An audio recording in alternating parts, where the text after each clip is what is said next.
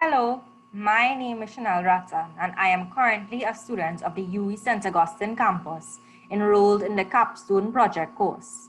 Today, I will be talking to you about my capstone project, which is entitled Cost-Feasibility Analysis of Implementing a Photovoltaic System to Power Appliances in a Trinidad Household.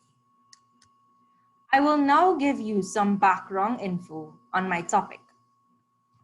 According to many scientific studies, the global demand for energy is skyrocketing, and the data has shown that over the last 2 centuries, there was a dramatic increase in energy use, especially because of the development in the energy generation, industry, and transportation sectors. However, the world is heavily dependent on fossil fuels for energy, and this energy source accounts for approximately 86% of the world's energy consumption. The use of fossil fuels are known to be very polluting to the environment, and these resources are known to be very limited. Thus, they are considered to be non-renewable energy sources. Due to the limited amount of fossil fuel resources available worldwide and the heavy dependence on it for energy production, the world has subsequently been thrown into a global energy crisis. Several scientific studies have assessed the current energy situation and declare that in order to combat the energy crisis, there has to be an intensification and expansion of renewable energy power generation. Of all the well-known renewable energy sources worldwide, solar power is possibly the most popular and is deemed to be the most efficient and has the potential to satisfy the world's energy demand.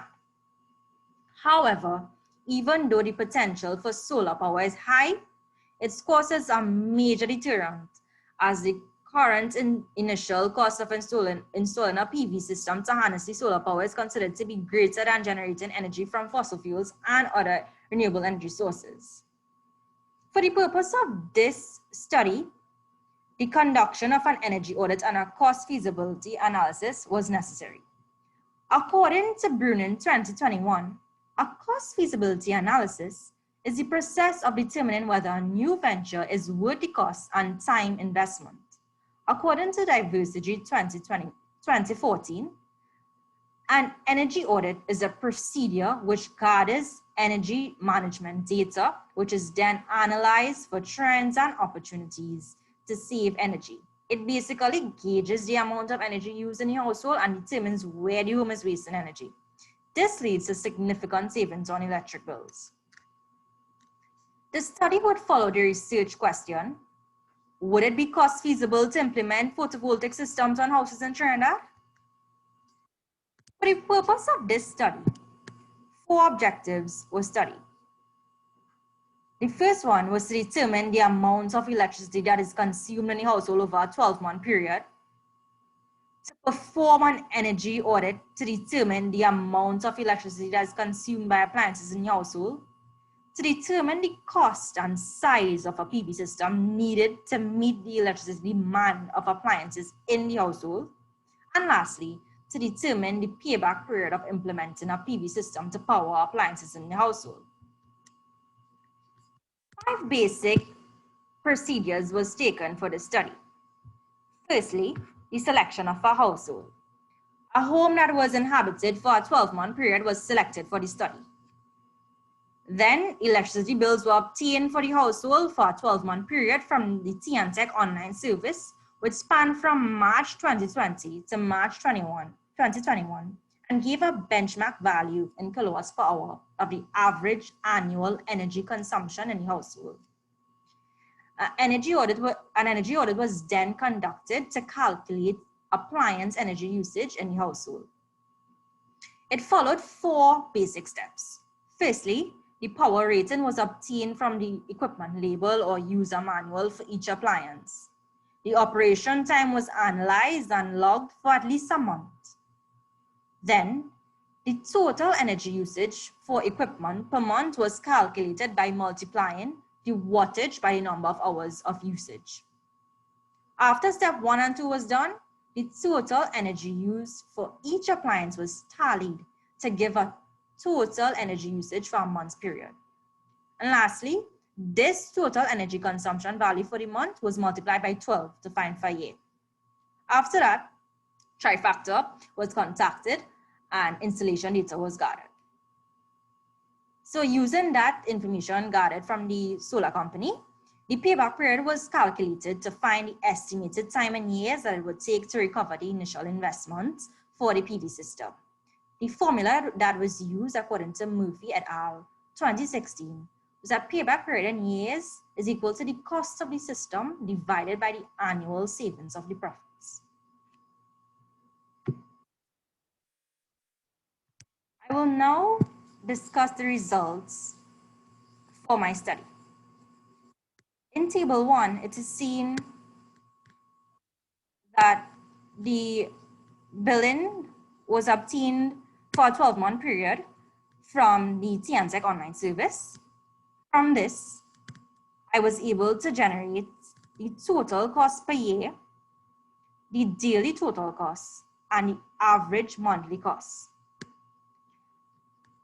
Then in table 2, a summary table of the values of the energy consumption in the household was given.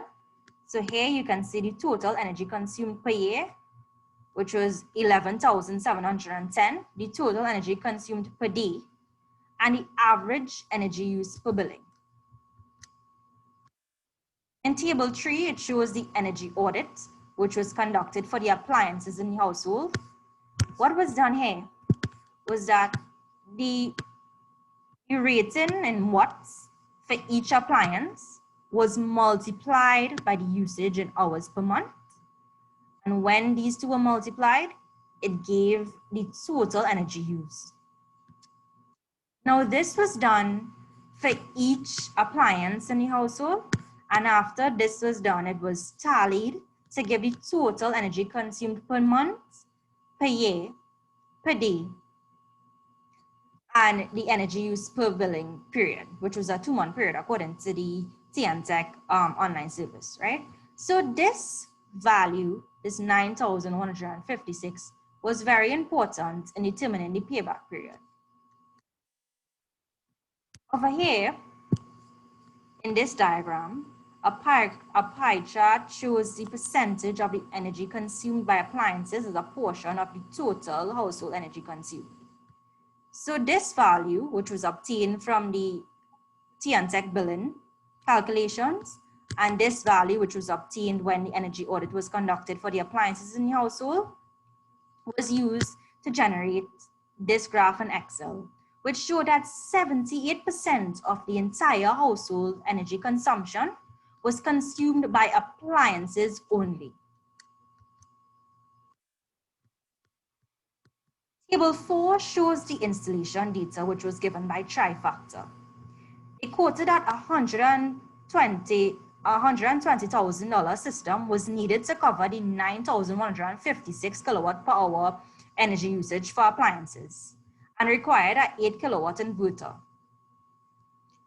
Now these values were used to calculate the payback period. So the $120,000 cost to install a PV system was divided by 259. This value was derived from calculating 80% of the average electricity bill per month, which was $324.10. 80% because approximately 80% of electricity was used for appliances as seen in the previous pie chart. When this was calculated, it gave the result of 38.56 years to recover the initial investment, which was the payback period.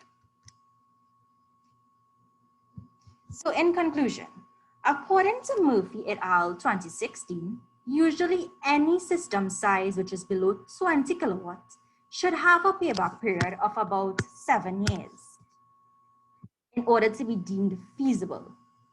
As such, in conclusion, it can be said that the PV kilowatt 8 kilowatt system was not feasible to be installed to power appliances in a household in Trinidad, as the payback period was 38 years. Hence, the implementation of this system can be termed a long-term investment. However, the payback period can still be considered as acceptable and reasonable, as it can lower the electric bills and even carbon footprints for the entire lifetime of the PV system. For this study, 3 recommendations were given. Firstly, inflation rates should have been included in the calculation of the payback period in order to improve the accuracy of the value. A PV system that would have accounted for 100% energy coverage instead of the 80% should have been used instead of a fraction of the savings, which was done for calculating the appliances. Getting the solar company to physically come to the home and do roof measurements for the PV system requirements instead of getting a rough estimate would have given more accurate values. Here is the list of the citations that was used within this presentation. Thank you for viewing, and I hope that you enjoyed my presentation.